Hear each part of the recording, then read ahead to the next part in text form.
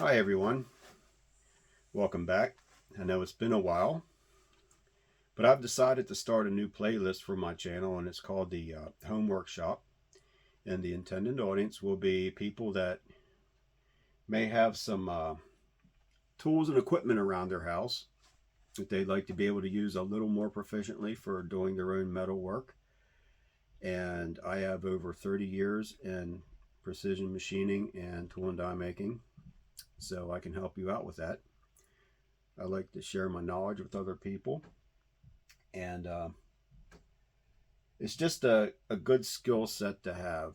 It makes you a little more self-reliant and proficient to be able to make some things that you necessarily, you have to go out and spend money to replace something, or spend a lot of money having somebody else do it for you.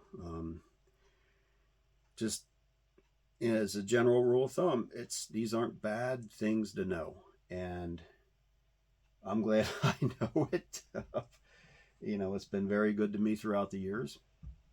So, but okay, moving on.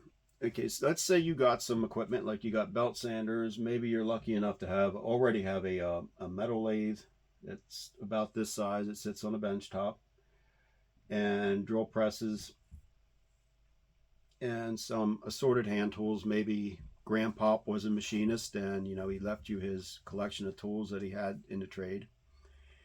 Um, don't get rid of that stuff. It all comes in handy. I'm going to be focusing more on the old school method of doing things without CAD and computer aided machining. This is all going to be a lot of handwork and manual machines. Stuff that's going to be relatable to people who are going to be really novice at this. And I have a project already underway, and I'm going to be making a jig plate out of a piece of aluminum, and that's going to be a lot of drill press work.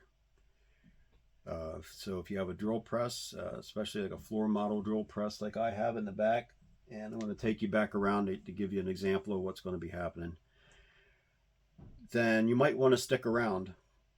A drill press could be real handy.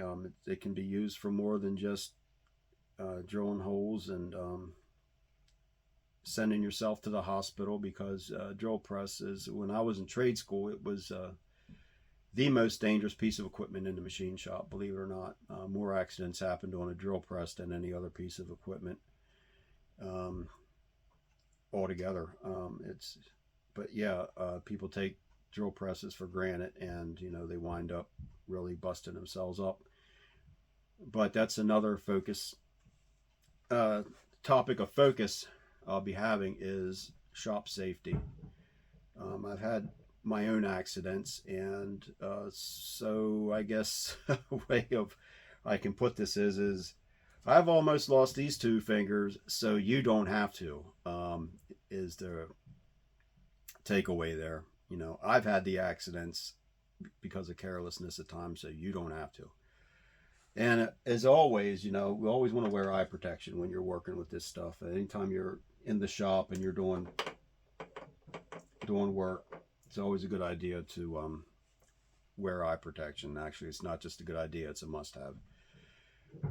So I'm going to take you around back and show you where we're going to get started.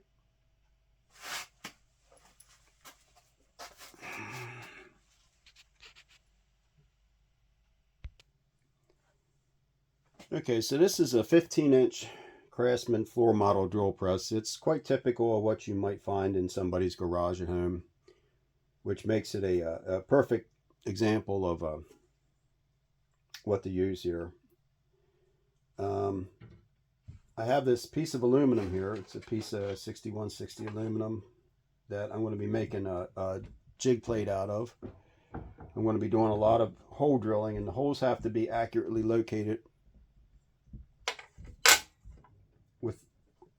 within each other, which means they have to be, spaced properly and precisely.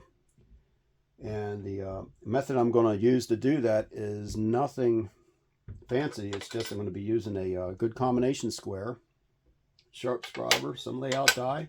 And to locate the holes on the drill press, I'm just going to be using this thing called a wiggler, if you can see it here.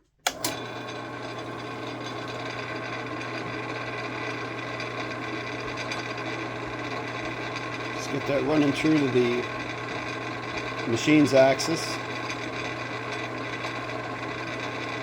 And you use that to locate your hole position. And then clamp your work in place, and basically you can drill your hole.